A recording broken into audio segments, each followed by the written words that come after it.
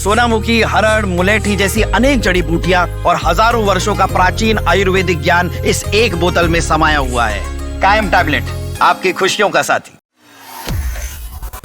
चीन की दादागिरी फिर से शुरू हो गई है और इस बार उसने ये दादागिरी दिखाई है भारत के खास दोस्त पर।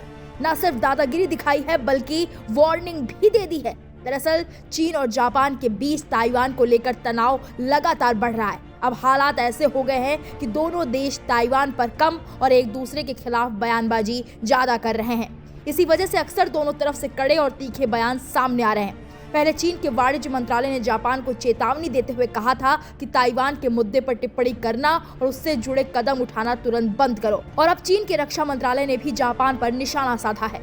मंत्रालय के प्रवक्ता ने कहा कि अगर जापान अपनी जिद पर अड़ा रहा तो उसे चीन की जनता के गुस्से का सामना करना पड़ेगा और जापान इतिहास और न्याय की नजरों में भी बच नहीं पाएगा। यानी साफ है कि ताइवान को लेकर दोनों देशों के बीच बयानबाजी और तनाव लगातार तेज होता जा रहा है, जिसे लेकर जापान भी अपनी सैन्य शक्ति बढ़ा रहा है। वहीं पत्रकारों ने चीन के प्रवक्ता से एक रिपोर्ट के आधार पर जापान के बढ़ते रक्षा बजट पर सवाल पूछा, तब इस पर चीन ने कड़ी प्रतिक्रिया दी। उन्होंने कहा, जापान बार बार अपने शांति संविधान की सीमाओं को तोड़ रहा है। यही नहीं, जापान ने रक्षा बजट में बड़ी बढ़ोतरी की है और घातक हथियारों के निर्यात को भी बढ़ावा दे रहा है।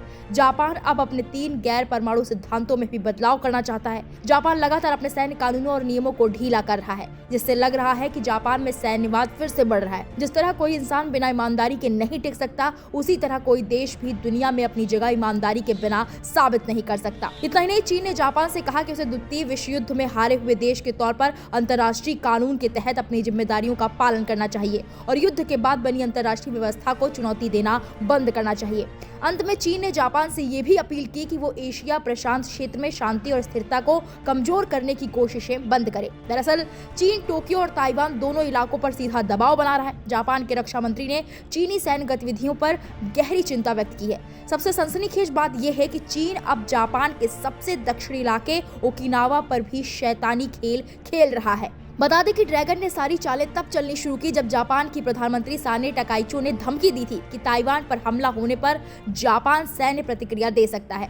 अब वहां पर हथियार और सेना की तैनाती करके चीन जापान को सीधी चेतावनी दे रहा है, ताइवान से दूर रहो। चीन लगातार अंतर्राष्ट्रीय कानून का हवाला देते हुए कहता है कि उसकी नौसेना कानून का पालन कर रही है, लेकिन वास्तविकता इससे कोसों दूर है। बॉर्डर से आगे के इलाकों में नौसैनिक तैनाती से साफ जाहिर है कि चीन के इरादे पड़ोसियों को दबाने के हैं। अमेरिका जितनी भी चेतावनियां भेजता रहे, लेकिन जिनपिंग की सेना किसी की नहीं सुनती। वहीं अगर भारत जापान की दोस्ती की बात करें तो दोनों की दोस्ती जय वीरू जैसी है। दोनों देश लोकतंत्र, तकनीक और अर्थव्यवस्था के क्षेत्र में गहरी साझेदारी कर